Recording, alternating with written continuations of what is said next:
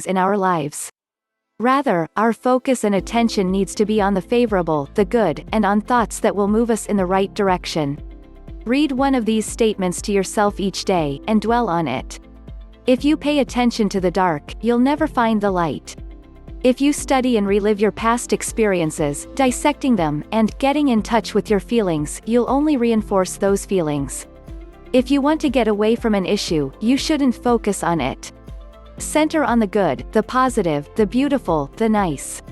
A happy individual is totally caught up in the moment, and isn't thinking about the past or the future. Too much thinking and dissecting just makes any issue worse. Today is a fantastic day, live it in the here and now. Why do little youngsters think ghosts, goblins, and monsters are real? As grown-ups, we know they aren't.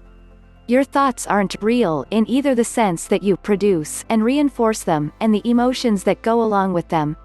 Your thoughts are only what you decide to trust in and continually reinforce in your brain. For instance, you're sitting alone in the dark in your home. You're down, depressed, and thinking damaging thoughts. All of a sudden the phone rings and it's an acquaintance you haven't talked to in 6 years.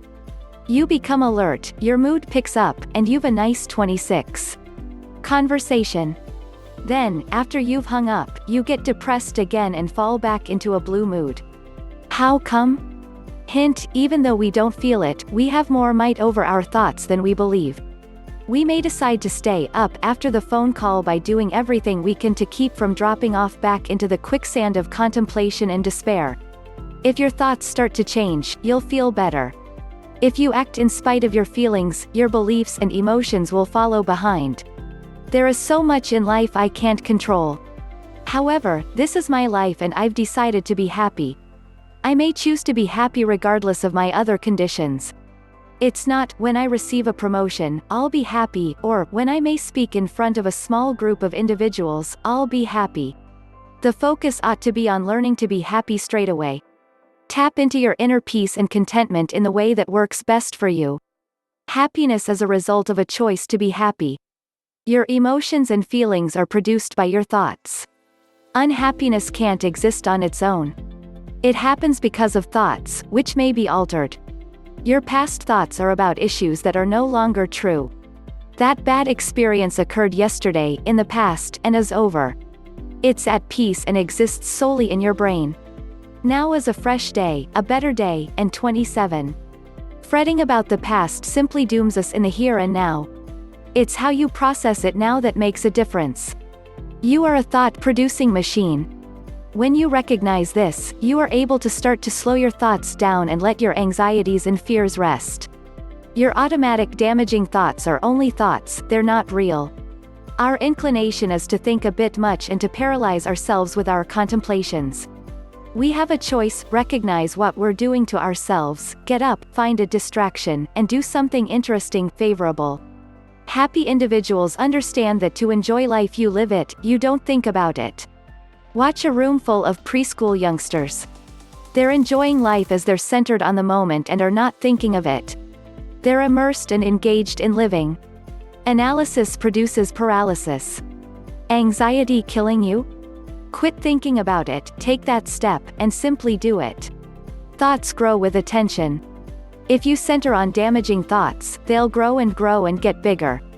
If you center on your progress and the fresh thoughts you're learning, they'll grow stronger and take automatic control. 28. Even if you understand and know why you've a problem, this won't help you in solving it. Going over and over the reasons for your issue is like pouring salt in an open sore. The only factor making you distressed is your own thoughts. Relax, eject them, and let them go. When you observe self-limiting and self-defeating thoughts playing again and again in your mind, state, stop. I will not give you any more power over me. I have greater things to accomplish. 29. Chapter 7, Forgiving Other People. Synopsis 30. When you comprehend how the power of forgiveness may release you from negative states of affairs, it will become one of your most potent ongoing practices. This includes forgiving other people, situations, and likewise yourself. Let go. Forgiveness is a gift you give to yourself. It is not something you do for somebody else. It is not complicated. It's simple. Merely identify the situation to be forgiven and ask yourself, am I willing to squander my energy further on this issue? If the answer is no, then that's it. All is forgiven. Forgiveness is an act of the imagination. It dares you to envisage a greater future, one that's based on the blessed possibility that your anguish won't be the final word on the issue. It challenges you to forfeit your destructive thoughts about the situation and to trust in the possibility of a greater future. It builds up confidence that you may survive the pain and develop from it. Telling somebody is a bonus. It is not essential for forgiveness to start the process that heals the harm. Forgiveness has little or nothing to do with a different individual because forgiveness is an inner matter. Choice is forever present in forgiveness. You don't have to forgive and there are consequences. Refusing to forgive by holding on to the anger, bitterness and a sense of betrayal may make your own life deplorable. A vindictive mentality produces bitterness and lets the betrayer claim one more victim. There's nothing so bad that can't be forgiven. Nothing. The weak may never forgive. Forgiveness is the attribute of the strong.